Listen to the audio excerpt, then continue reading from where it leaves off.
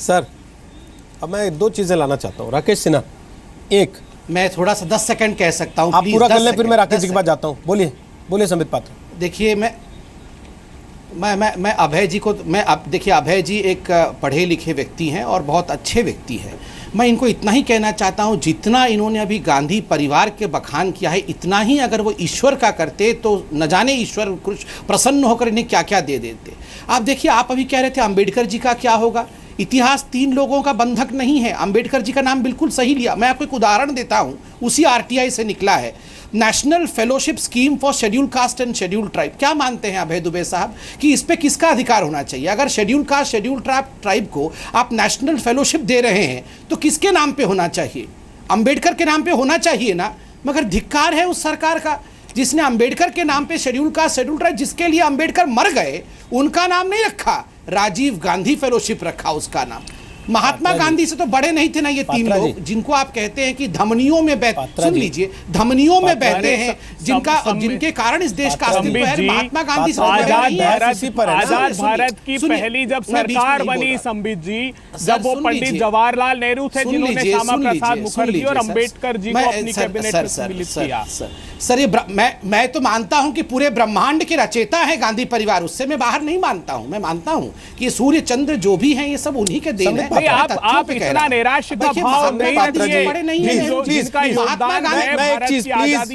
महात्मा गांधी से बड़े हैं क्या? महात्मा गांधी पे कितने स्कीम रखे आपने? आप लोग व्यंग में चले जाते हैं, लेकिन आप उन बच्चों की सोचिए सर। ना मैं तो पूछ रहा हूं, से मैंने सवाल शुरू किया, महात्मा गांधी पे कितने स्कीम्स है? महात्मा गांधी सर उन बच्चों की सोचिए, उस आने वाली पीढ़ी की सोचिए, स्कीम एक नेशनल स्कीम जिसके माँ बाप ने कुछ और इतिहास पढ़ा है और वो कुछ और इतिहास पढ़ेगी इसी देश का। मैं एक चीज पूछना चाहता हूँ राकेश सिन्हा।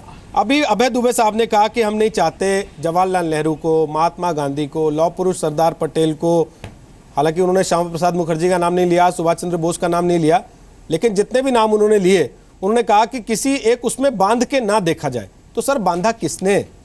आज तक बांधता कौन आया? और आज क्यों ये एक लड़ाई छिड़ गई अपने आप कि किताबें बदल दो, सिलेबस बदल दो, और फिर जो लड़ाई हो रही है भगवाकरण वर्सेस नेहरूकरण की, उसमें नुकसान किसका हो रहा है? सरदाना जी देखिए, इतिहास को यदि किसी परिवार का और कुछ कुलीनों का बंधक बना देंगे तो वो प्रेरणा का स्रोत तो नहीं रहेगा, बल्कि उसका नकारात्मक असर होता है। मैं इसका एक उदाहरण देता हूँ। अभी कांग्रेस के प्रवक्ता बड़ी बातें कर रहे थे, त्याग तपस्या की बात कर रहे हैं।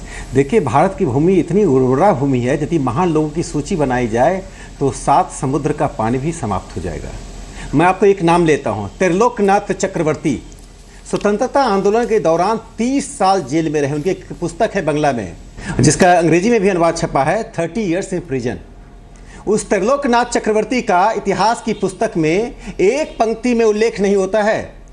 सिर्फ क्रांतिकारियों के नामों में एक नाम आता है, एक त्रिलोकनाथ चक्रवर्ती थे। आप बताइए, उन लोग उनकी सूची बताइए, 30 साल तक जेल में रहने के बाद आए। मैं एक दूसरा नाम लेता हूं, उदा देवी।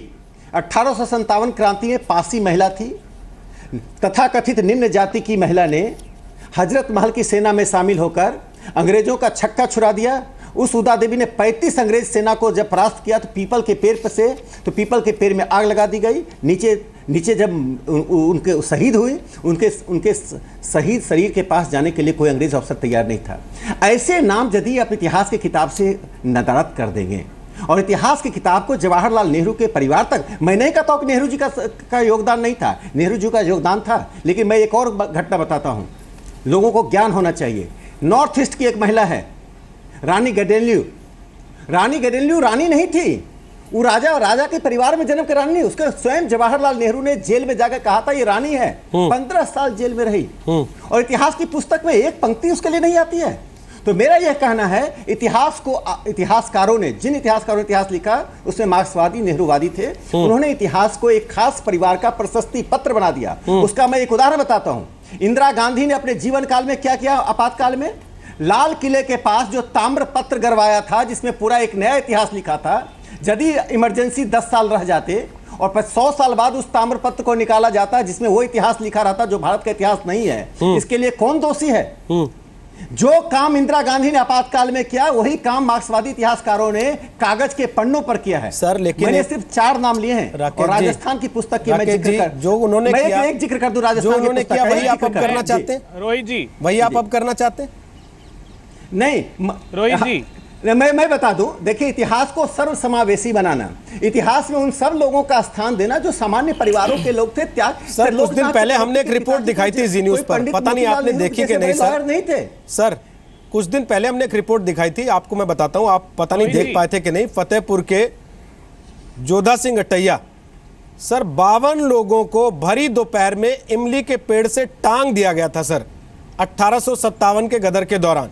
उनका भी कहीं जिक्र नहीं है सर इतिहास में। कल को फतेहपुर के लोग खड़े हो जाएंगे कि इनका पन्ना जोड़िए इतिहास की किताब में, क्या करेंगे फिर? आप कैसे एड्रेस करेंगे?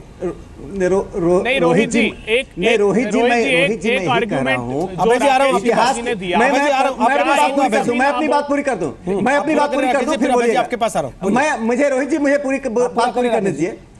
रोहित जी मैं अपनी बात पूरी कर दूं।